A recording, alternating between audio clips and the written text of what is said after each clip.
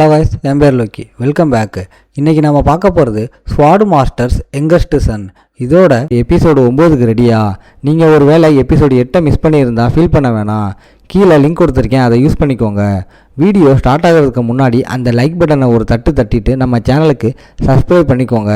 சரி வாங்க, time waste பண்ணாமல் இப்போ ஸ்டோரிக்குள்ளே போகலாம். எபிசோட ஸ்டார்டிங்லேயே அல்காராவோட காட்ஸ் எல்லாரும் 6 ஸ்டார் லெவலை தாண்டின பவர்ஃபுல் ஆளுங்க. அவனை கொல்றது ஈஸி தான், ஆனால் கொன்னுட்டு தப்பிக்கிறது தான் கஷ்டம். மாமி ஏரியாவில் யாருக்கும் ஈஸியாக பாய்சன் வைக்க முடியாதுன்றதால இது ரொம்பவே கஷ்டமான வேலைன்னு நம்மளால நினைக்கிறான். சுற்றி காட்ஸ் இருக்கிறதால அல்கோராவை நேராக கொள்ள சான்ஸே இல்லை. நம்மளால சரியான பிளான் கிடைக்கிற வரைக்கும் இந்த சிக்கலை யோசிச்சுக்கிட்டே இருக்கான். அடுத்த நாள் சீன் அப்படியே சிரஸ் டார்மாவை காட்டுறாங்க. அவளுக்கு ஒரு விஷயம் தெரிய வருது. அல்கோராவை 6 பேர் பவர்ஃபுல்லாக ப்ரொவைட் பண்ணுறாங்கன்னு அவளுக்கு தெரியுது. அவளும் அவனோட சேட்டைகளால் செம்ம கடுப்பாகி அவனை கொல்ல ரெடியாக இருக்கா. அவங்க ஹோட்டலை நெருங்கும் போது ஒரு பெரிய இடி அந்த இடத்த தாக்கி தரமட்டமாக்குது. அதை பார்த்து டாரிஸோட பொண்ணு செம்ம எக்ஸைட் ஆகுறா.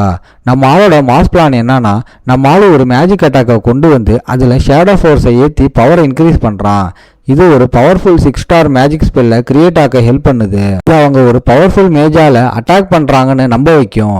மேஜிக் ஜீனியஸான வெராடின் ஜிஃபல் கூட இப்போதான் 6 ஸ்டார் லெவலை அடைஞ்சிருக்கான்றதால யாரும் நம்மால சந்தேகப்பட மாட்டாங்க.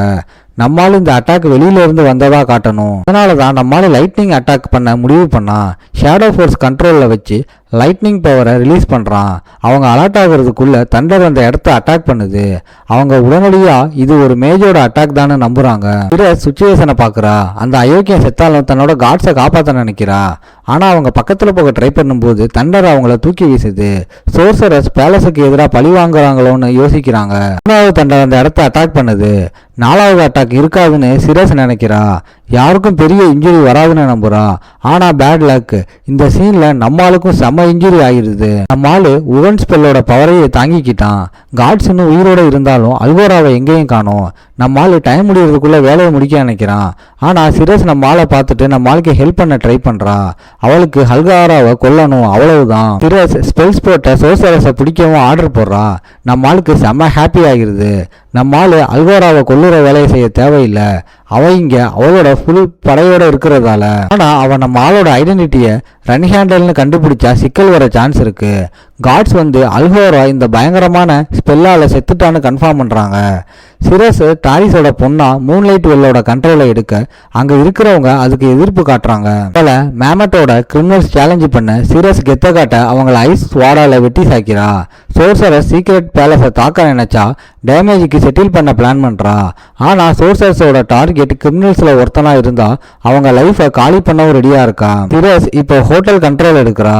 அவளோட அடுத்த டார்கெட் அந்த சோர்சரஸ் தான். தப்பிச்ச எவனோ தான் ஸ்பெல் போட்டிருக்கான்னு அவளுக்கு தெரியுது. ஒரு பவர்ஃபுல் எனிமியை வம்புக்கு இழுத்துட்டோமோன்னு அவளுக்கு செம்ம கோவமாகுது. இந்த பக்கம் நம்மளோட ஸ்லோ ஸ்பீடை பார்த்து கடுப்பாகிற சிரஸ் நம்ம ஆளை ஒரு கோலன்னு திட்டுறான். அவன் நம்ம ஆளோட இன்ஜுரிக்கு ட்ரீட்மெண்ட் பண்றா. ஒரு சாதாரண ஆள் இதை ஒரு செஞ்சுரிக்கு சீன் போட்டு பேசலாம். இவன் எப்படினாலும் காசு தர போறதில்லன்னு தெரிஞ்சு அவ கிளம்புறா. நம்ம ஆளு பாய் சொல்லிட்டு அவ போனதும் பயங்கரமா லாக்கின் ஆகுறான். ஏன்னா நம்ம ஆளு ஒரே நேரத்தில் டார்கெட்டே முடிச்சு தடையுமே இல்லாம எஸ்கேப் ஆகிட்டான். சீனை கட் பண்ணா இப்போ ஆர்க்ஸ் கூட ஃபைட் நடக்குது. மீசாவும் மற்றவங்களும் ஒரு ஆர்க்கை கொண்டுட்டு யாருக்கும் அடிப்படாம ஜெயிச்சிருவோம்னு ஓவர் கான்ஃபிடென்ஸ்ல இருக்காங்க. ஆனா மீசா செம்ம சீரியஸா இருக்கா. இன்னும் 7 ஆர்க்ஸை கொல்ல வேண்டி இருக்கிறதால அவ ஆளுங்களை அசால்ட்டா இருக்க கூடாதுன்னு நினைக்கிறா. ஆனா ஆர்க்ஸ் எல்லாமே குரூப்பா வராம தனித்தனியா வருது அவளுக்கு டவுட் தருது. நம்ம ஆளோட பிளெஸிங் தான் இதுக்கு காரணம்னு மீசா நினைக்கிறா. அங்க ஃபோக்கஸா இருக்க முராக்கன் ஃப்ரீ ஆக போறான்னு செம்ம ஹாப்பி ஆகுறான். ஆர்க்ஸ் ஏன் தனியா வருதுன்னா முராக்கன் மிரட்டின பயந்தான். ஆர்க்குங்க எந்த அளவுக்கு பயந்து போயிருக்குதுன்னா அதுங்க அதுக்கப்புறம் ஒன்னா சேரவே இல்லை. ஆனா கேட் டிராகனுக்கு ஃபியூச்சர்ல இன்னும் மொக்க வேலைங்கெல்லாம் வரும்னு பயம். இந்த ஹெல்ப்புக்கு பதிலாக காமிக்ஸ் புக்ஸ் படிக்கணும்னு ஆசைப்படுறான். எல்லாரும் சேஃபா இருக்காங்கன்னு சந்தோஷப்படுறான். முராக்கன் கணிக்காத ஒரு டார்க் எனர்ஜியை ஃபீல் பண்றான். அந்த மான்ஸ்டர் மீசா குரூப்பை நோக்கி வருது. முராக்கன் போடுற ஷேடோ பேரியர் வெலாப்பை தவிர யாருக்கும் தெரியல. தன்னோட பர்மிஷன் இல்லாம எனர்ஜியை காட்டுன அந்த மான்ஸ்டரை தும்சம் பண்ண அவன் ஒரிஜினல் ஃபார்முக்கு மாறுறான். இது 2000 வருஷத்துக்கு முன்னாடி அழிஞ்ச டூம் ஜெயண்ட். அது ஏன் இங்கே வந்துச்சுன்னு அவனுக்கு புரியல. அவன் ஒரு டெட்லி பீமை ரெடி பண்ணி டார்க்னஸ் ஆஃப் த காலம்னு அந்த கிரியேச்சர் அப்படியே வச்சு செஞ்சு காலி பண்றான். மான்ஸ்டர் சோலி முடிஞ்சதும் முராக்கனுக்கு செம டயர்ட் ஆகுது. இவ்வளவு பவரை யூஸ் பண்ணி ரொம்ப நாள் ஆச்சு. இதுக்கு பின்னாடி எக்ஸலியன்ஸுக்கு லிங்க் இருக்குன்னு நம்பினாலும் இதை பத்தி நம்மால் கிட்ட இன்ஃபார்ம் பண்ண அவனுக்கு இன்ட்ரெஸ்ட் இல்ல. நம்மால் ஜெயில் கிளானை எதிர்த்து நிக்கிற டைம் வரும்னு அவனுக்கு புரியுது.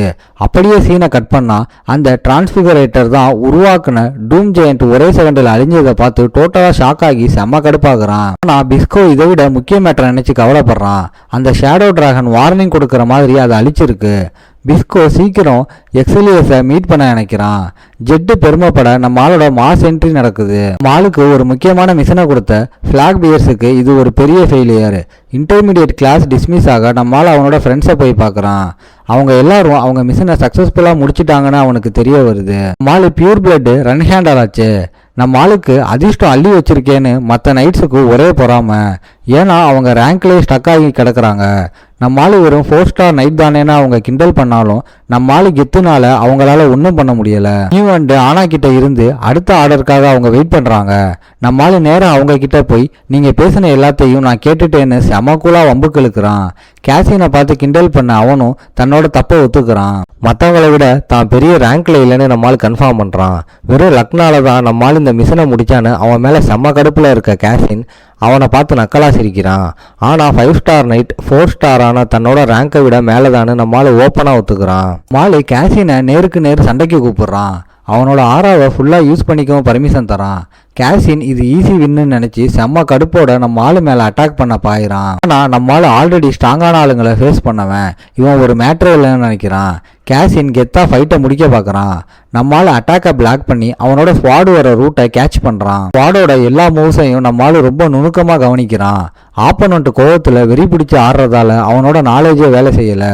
ஸ்குவாட்ஸ் மோத நம்மால் சண்டையை முடிக்க ரெடி ஆகுறான். மூவ்ஸை ஈஸியாக கணிக்கலாம். ஜெயிக்க சான்ஸே இல்லைன்னு நம்மால் அவனை கலாய்க்கிறான். கேசினோட 3 கிரிட்டிக்கல் மூவ்ஸையும் கவுண்டர் பண்ணி ஒரு பவர்ஃபுல் ஆரா ஸ்லாஷ் மூலமா அவனை காலி பண்றான். கேசின் வாயிலிருந்தே வின்னிங்கை பறிச்சிட்டான். நம்மால பயங்கரமா இம்ப்ரூவ் ஆகி இப்போ ஒரு 5 ஸ்டார் நைட் லெவலுக்கு வந்துட்டான். எனிமியை தப்பா நினைக்க வச்சு அவனோட வீக்னஸை வச்சு செய்யறது தான் நம்ம ஆளோட பிளான். ட்வின்ஸ் இதை பார்த்து ஷாக் ஆகி நிற்கிறாங்க. ஆனா நம்மால் கேஷுவலா நடந்து போறான். கேசின் ரிப்போர்ட் பண்ணும்போது லீடர்ஸ் இதை ஜோக்கா நினைக்கிறாங்க. ஆனா நம்மால 5 ஸ்டார் லெவலை ரீச் பண்ணிட்டான்னு தெரிஞ்சு பயங்கர ஷாக் ஆகிடுறாங்க. இதோட இந்த எபிசோடு முடியுது. ஓகே காய்ஸ், இன்னைக்கு ஸ்டோரி எப்படி இருந்துச்சுன்னு கமெண்ட்ல சொல்லுங்க. இந்த வீடியோ பிடிச்சிருந்தா மறக்காம லைக், ஷேர் அண்ட் சப்ஸ்கிரைப் பண்ணிருங்க. உங்களை நான் அடுத்த எபிசோட்ல பார்க்குறேன். Bye guys.